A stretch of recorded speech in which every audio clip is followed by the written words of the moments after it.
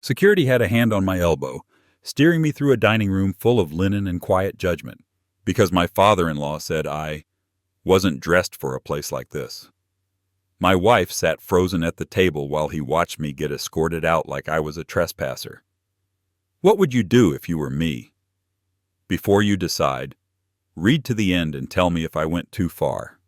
And if you've ever dealt with a family that measures worth by price tags, you're going to have opinions.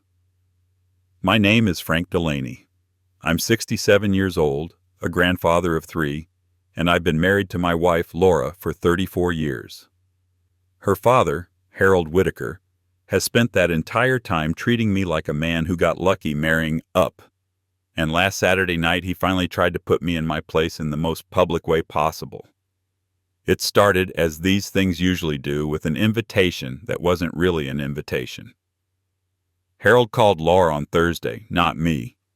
He never called me unless he needed something fixed, signed, or smoothed over. "Dad wants to take us all out," Laura said, standing in our kitchen with her phone pressed to her ear, her shoulders already tense. "He wants to celebrate Sophie's honor roll and Ben's baseball award." Our oldest granddaughter, Sophie, is 12.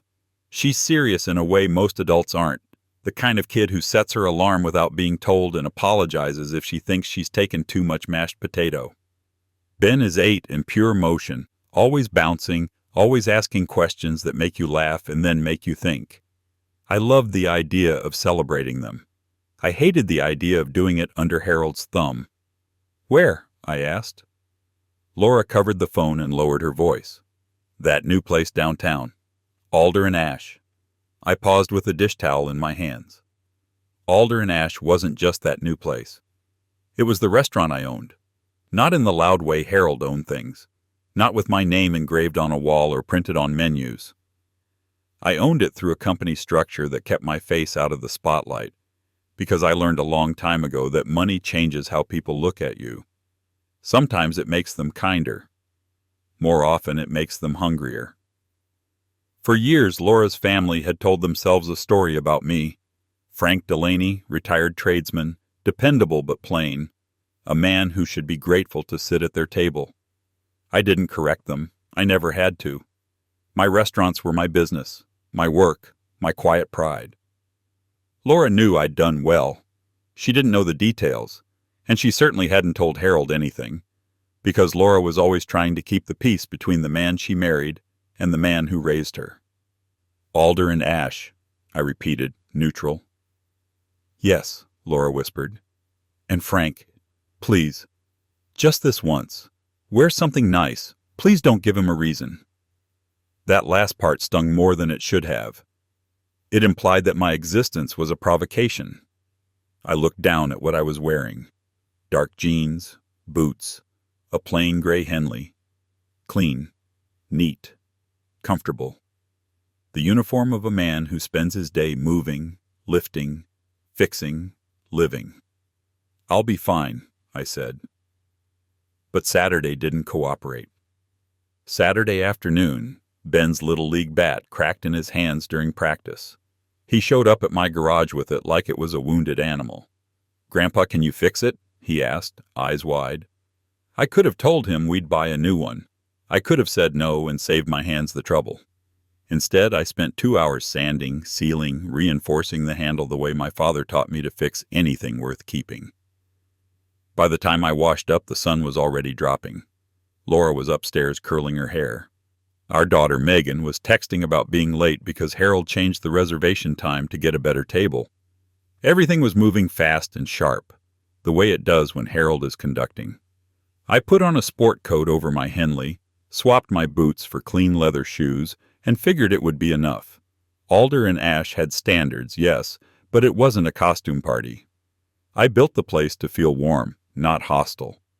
When we arrived, the valet looked at Harold like he recognized royalty. Harold tipped him too loudly, the way he did everything, as a performance. Inside, the hostess stand was glowing amber under the pendant lights. The room smelled like seared steak, citrus peel, and expensive perfume. And standing there in a navy suit that probably cost more than my first car was Harold Whitaker, already holding court. He kissed Laura's cheek, patted Sophie's head like she was a small pet, nodded at me as if I'd shown up to deliver something. Then his eyes dropped to my jeans. He didn't say anything right away. Harold liked to let his disapproval marinate.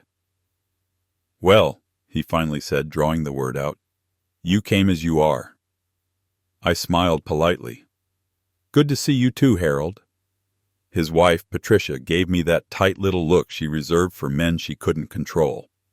Megan and her husband, Chris, hurried in behind us with Ben half asleep on Chris's shoulder, and the moment became crowded enough that Harold couldn't needle me without an audience.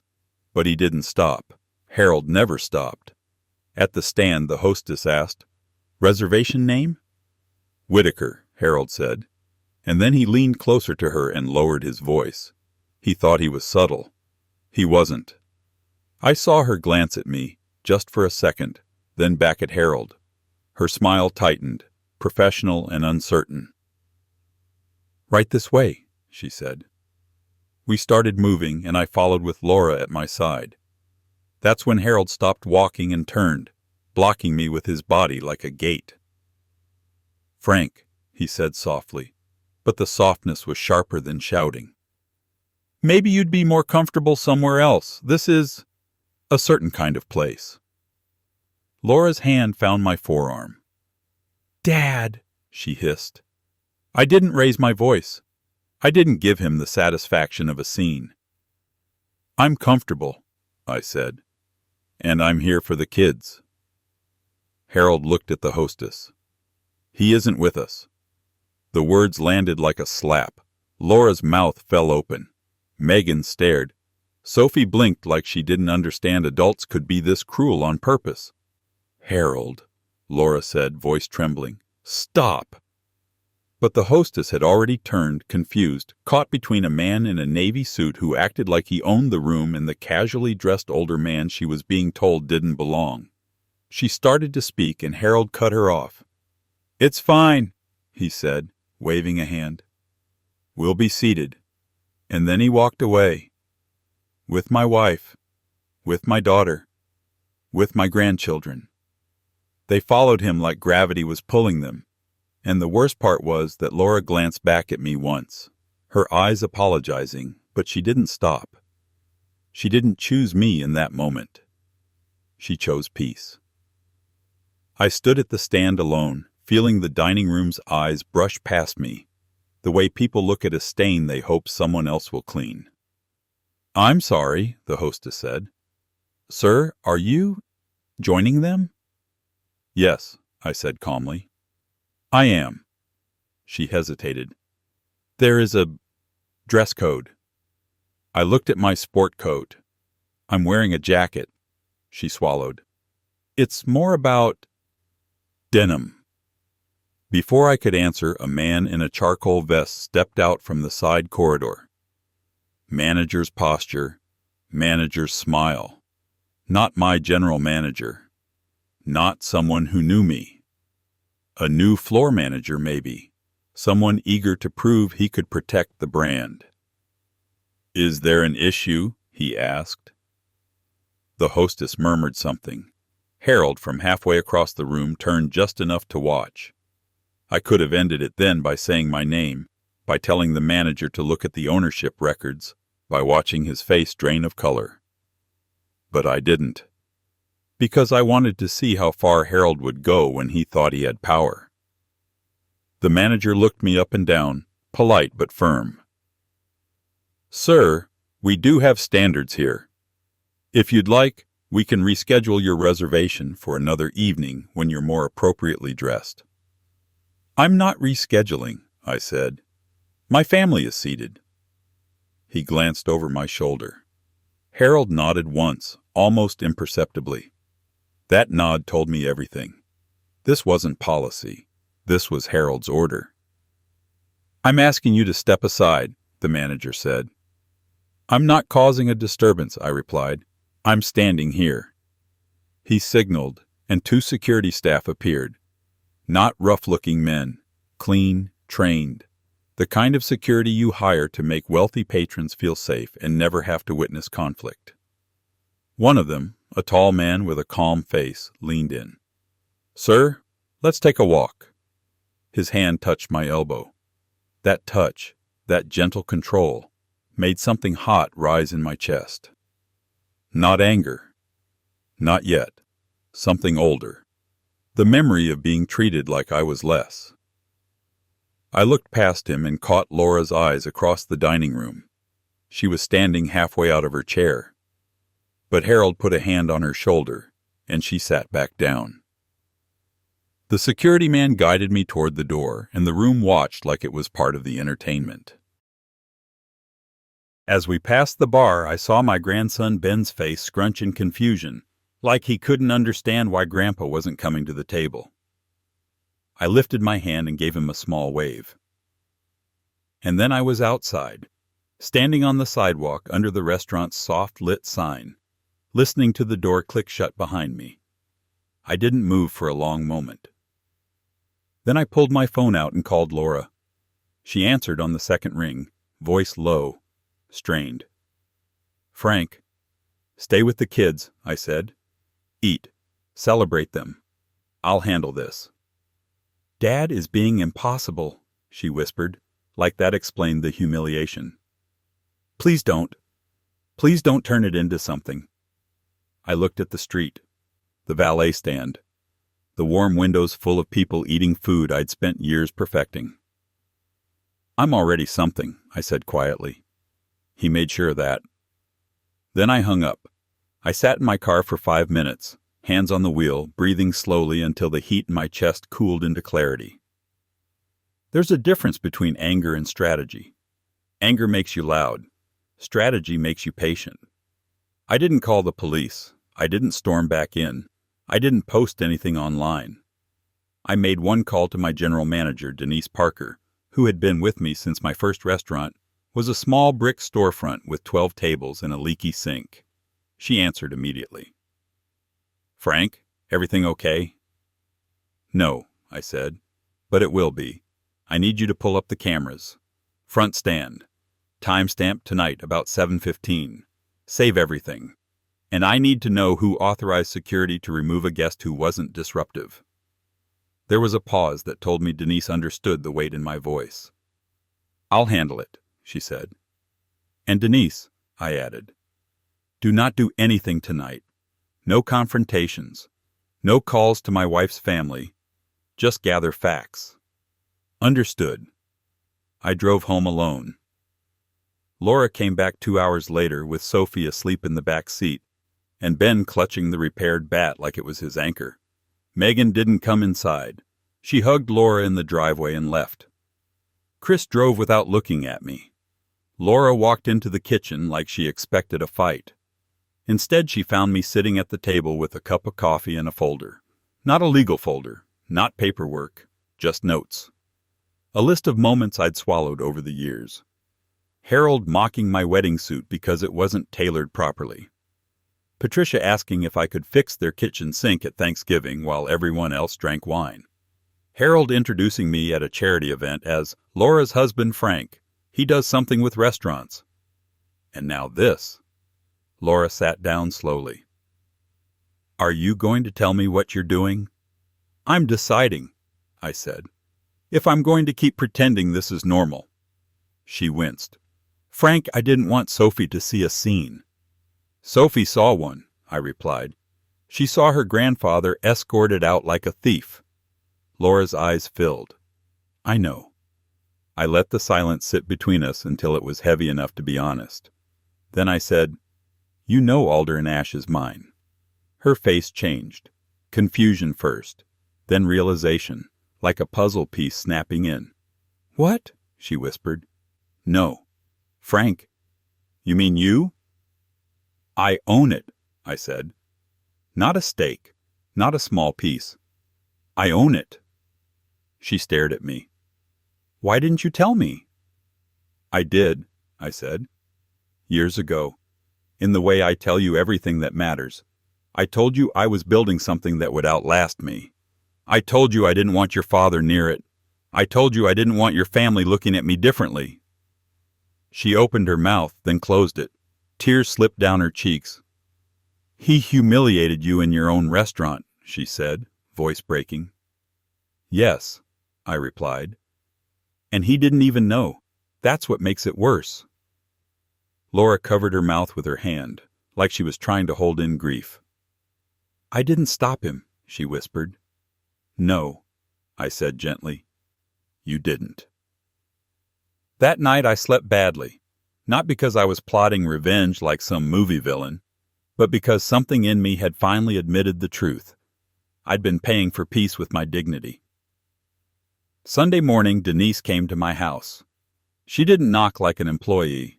She knocked like family. She sat at my kitchen table and opened her laptop. I pulled the footage, she said, saved in 3 places, 2 different cameras, audio too. She looked at Laura, then back at me. You were calm. You didn't raise your voice once. I nodded. And Harold? Denise's mouth tightened.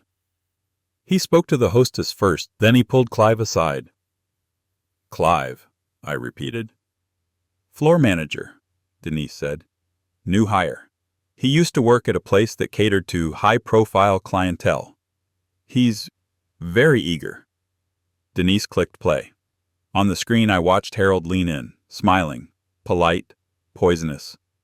I couldn't hear every word clearly, but I heard enough. Not with us. Standards. I don't want him near my table. Then Harold's head turned slightly and I heard him say something that made my jaw clench.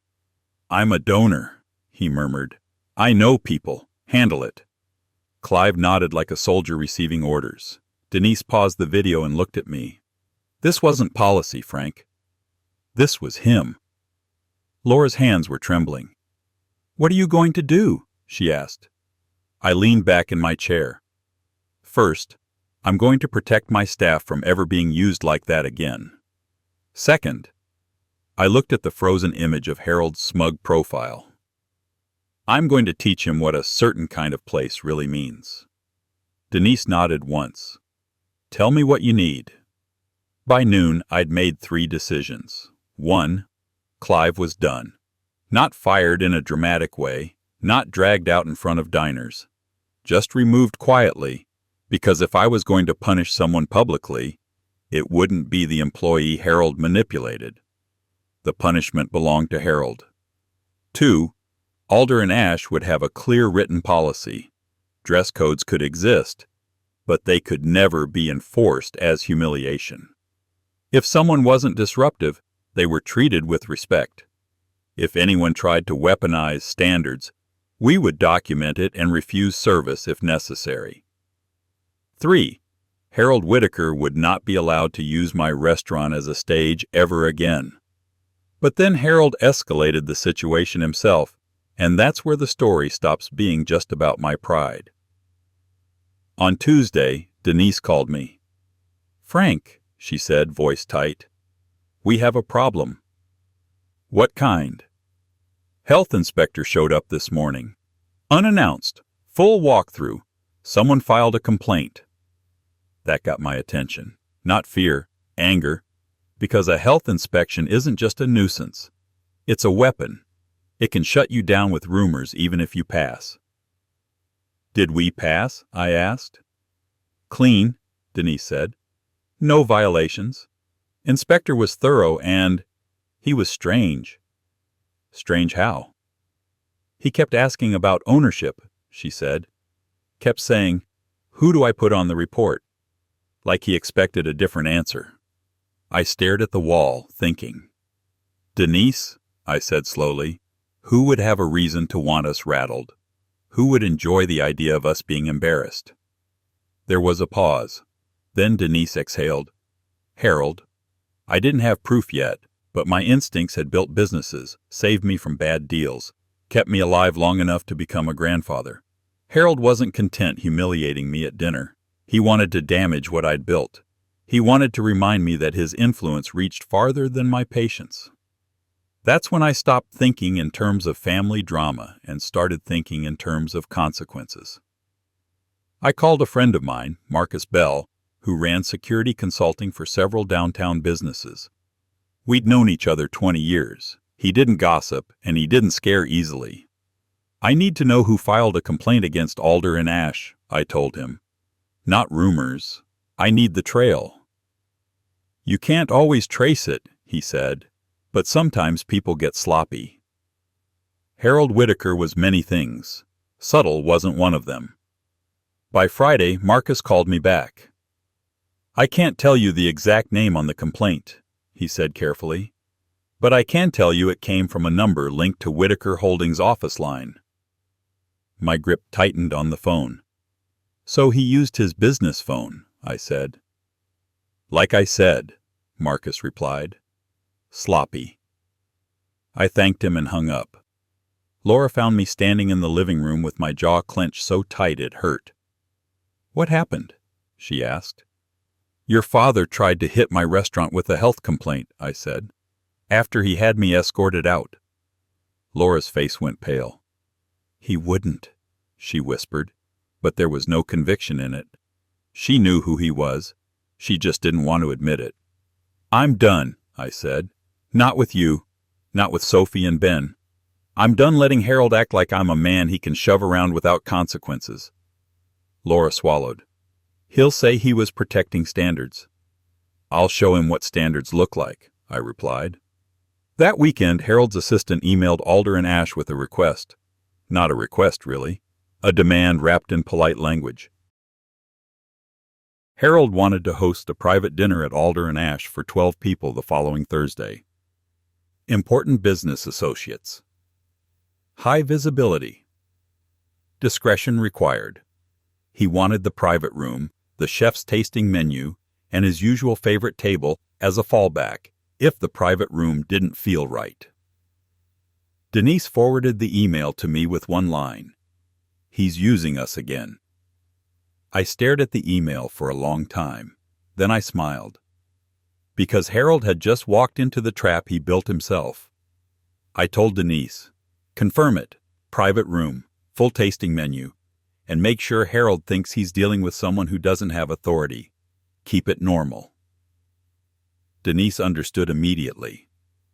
You want him comfortable. I want him careless, I said.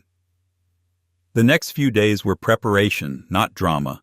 No screaming matches, no emotional phone calls, no family meetings where everyone cried and promised to do better. Just calm, deliberate steps. Marcus helped me set up additional camera coverage in the private room, fully legal for a private business space with posted notice. I had Denise brief staff. No one provokes, no one argues, no one mentions me. And I invited one more person. Not a lawyer, not a cop. A board member from the charity Harold loved to brag about, the Whitaker Children's Foundation, a man named Richard Lyle who cared about his reputation more than Harold cared about kids. I didn't tell him the whole story. I simply told him I was hosting a donor dinner at Alder and Ash and wanted to discuss a potential matching gift. Those words get people in suits to show up anywhere. Thursday night came. I didn't dress up. I wore what I always wore when I wanted to be invisible. Dark jeans, clean shoes, a simple jacket. I arrived through the back office entrance and stood with Denise in the camera room for a moment, watching the dining room screens. Harold walked in like he owned the building. Patricia wasn't with him. This wasn't family. This was business. 12 people in suits, 2 women in sharp dresses, laughter that sounded too loud for the room. Harold was performing. He guided them toward the private room, talking about excellence and taste and places that understand quality. Then he said it. I heard it through the audio feed, clear as day, like the universe wanted me to have the gift of certainty. This place is very particular, Harold told his guests. They don't let just anyone in. Denise looked at me. Her eyes were asking permission to hate him on my behalf. I nodded once. Let it play. Dinner began. Courses went out.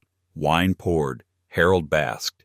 And then after the second course, Harold did what men like Harold always do when they feel safe. He bragged. He told a story about some guy being escorted out because he couldn't read the room. His guests laughed. One of them asked, "What kind of guy?" Harold chuckled. You know, someone who thinks he belongs everywhere just because he wandered in. Denise's hands curled into fists. I leaned close to the monitor, calm, listening. Then Harold said, I even had to file a complaint afterward, just to make sure they stay sharp. Standards matter. There it was. The confirmation, spoken out loud, in a room I owned, on a camera system I controlled. Harold Whitaker confessing to weaponizing a health complaint as leverage. Denise exhaled slowly. Frank. Now, I said. Denise left the camera room and walked toward the private dining room with the posture of a woman on a mission. I didn't follow right away. I waited 10 seconds, enough for Harold to settle, enough for the room to keep laughing. Then I walked in. The private room fell quiet in that subtle, confused way, like someone turned down background music. Harold's head snapped up. He looked at me the way you look at a stain that shouldn't be there. What are you doing here? He asked, loud enough to remind everyone he thought he had authority. I smiled politely. Good evening, I said to the table. I'm Frank Delaney. Harold's jaw tightened. Yes, we've met. You're not supposed to be in here. Denise stepped to my side. Mr. Whitaker, she said calmly. Mr. Delaney requested a moment. Harold blinked. Requested? I looked around the table, making sure to meet eyes, calm, composed. I won't take long, I said. I just wanted to personally welcome you to Alder and Ash. Harold let out a dry laugh. You don't work here. No, I replied. I own it. Silence hit the room like a dropped plate. One of the suited men frowned. Another leaned back slightly, reassessing me. Harold stared at me, and for the first time in decades I saw him unsure. That's ridiculous, he said, but his voice lacked strength. Denise opened a folder and placed a document on the sideboard. Not a stack, just one page. A simple printed statement of ownership, the kind you use for internal confirmation. Harold didn't touch it. He didn't have to. The room already believed me because Denise's posture made it true. I continued, still calm. Mr. Whitaker, I said. Last Saturday you had me escorted out of this restaurant for wearing jeans. Harold's face flushed. You were underdressed. You embarrassed my family. I didn't embarrass your family, I replied. You did, in front of my grandchildren. One of the women at the table shifted uncomfortably. Someone cleared their throat. Harold tried to recover. Frank, this is not the place. This is exactly the place, I said, voice steady. Because you chose this place to make your point. Harold's nostrils flared. You hid ownership. That's deceptive. I nodded slowly. Maybe, or maybe I didn't want to be treated differently. Maybe I wanted to know who respected me without needing a reason. Harold leaned forward. You can't do this here. Not in front of my guests. I let that hang for a moment because it was the core of who he was. Image, audience, control. I'm not here to argue, I said. I'm here to inform you of 2 decisions. Harold's eyes narrowed. Decisions.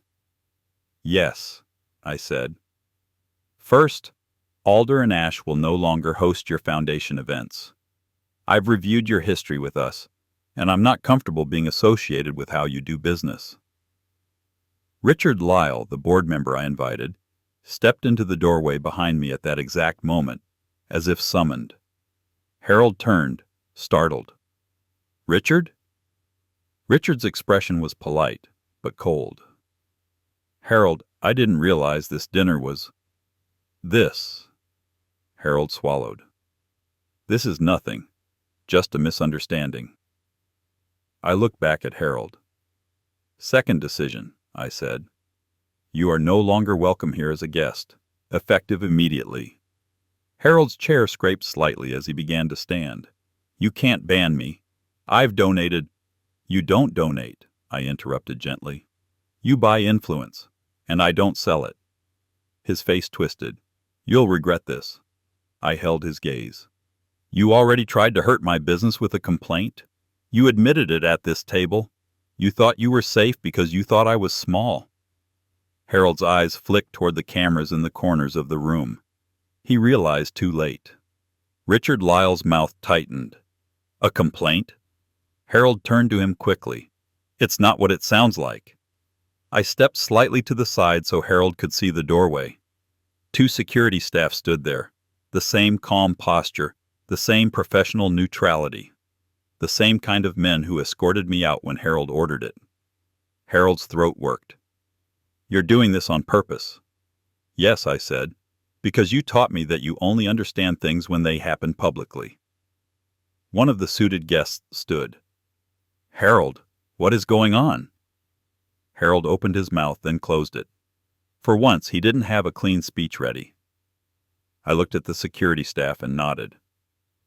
Mr. Whitaker, one of them said calmly, we need you to leave. Harold's face went red. This is outrageous. He looked around the table for support and found none. His guests were watching him, not me. Because now he was the problem in the room. He stood, stiff, humiliated, and as he walked out, Richard Lyle followed him into the hall with a look that promised consequences. I didn't smirk. I didn't gloat. I simply turned back to the table. I apologize for the interruption, I said evenly. Dinner will continue on the house. Denise will take care of you. Then I walked out without another word. By noon the next day, the story had started to ripple through the same circles Harold lived in, the private gossip networks where reputations are traded like currency, and it took on that familiar wildfire quality where everyone suddenly has an opinion. Harold called Laura 8 times. She didn't answer.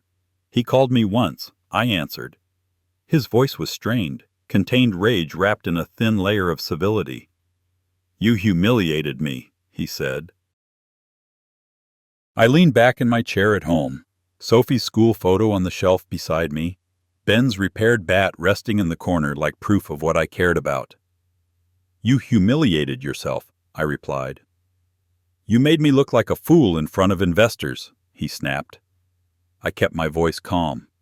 You tried to make me look like a fool in front of my grandchildren. Silence. Then his voice dropped, colder. Laura will regret choosing you over her family. I felt something settle in my chest, solid and final. She didn't choose me last Saturday, I said. But she's choosing now, and if you think that's something you can punish her for, you're proving you never deserved her loyalty in the first place. He breathed hard into the phone. Frank, he said finally, what do you want? That question said everything. Harold believed everything had a price. I want you to understand something, I said. You don't get to measure people by clothing. You don't get to use standards as an excuse to be cruel. And you don't get to touch my business again. He laughed once, bitter. You think you've won. I stared out the window at my quiet street, at the world I built without needing Harold's approval. I'm not trying to win, I said. I'm trying to stop losing my self-respect. Then I hung up. The consequences came fast, not because I chased him, but because Harold's world is built on appearances, and once the people in his circle smell weakness, they back away like it's contagious. Richard Lyle stepped down from the foundation within a week and took 2 other donors with him. The board demanded an internal review. Harold called it a witch hunt. It wasn't. It was accountability finally arriving, late but unavoidable. At home, the change was quieter but deeper. Sophie asked Laura a question that made my throat tighten when Laura told me later. Mom, Sophie had said, why didn't you stand up when they took Grandpa out? Laura cried in our bedroom when she told me that. Not delicate tears, the kind that come from shame. I failed you, she whispered into my shoulder. I didn't rub it in. I didn't punish her the way Harold punished people. I held her and said, then don't fail again. That's all. Megan came over 2 Sundays later without Harold, without Patricia, without the usual tension. She stood in my kitchen and looked at me like she was seeing me clearly for the first time in years. I'm sorry, she said. I let him control everything. I thought keeping the peace was the same as doing the right thing. I nodded. It isn't. Ben ran in from the living room with his bat. Grandpa, are we still going to practice? I crouched down, met his eyes. Yes, we're still going to practice. Life went on, but it went on with a line drawn. A month after the incident, Laura and I took the kids to Alder and Ash again. Early evening. Quiet. No Harold. No performance. Denise met us at the door, hugged Laura, and knelt to Sophie's level like Sophie mattered. We ate in a corner booth. I wore jeans same as before. No one touched my elbow. No one looked at me like I didn't belong. Halfway through dessert, Sophie leaned close and whispered, "Grandpa, do you really own this place?" I smiled. "Yes, sweetheart." Her eyes widened. "So that means you belong anywhere you decide you belong." I swallowed the lump in my throat. "That's right," I said. "And so do you." Now here's what I'm asking you. Was I wrong to wait? To let him hang himself with his own arrogance, and then ban him publicly the way he tried to humiliate me? Or was it the only language a man like Harold Whitaker understands? My grandpa's words really happened. I believe him.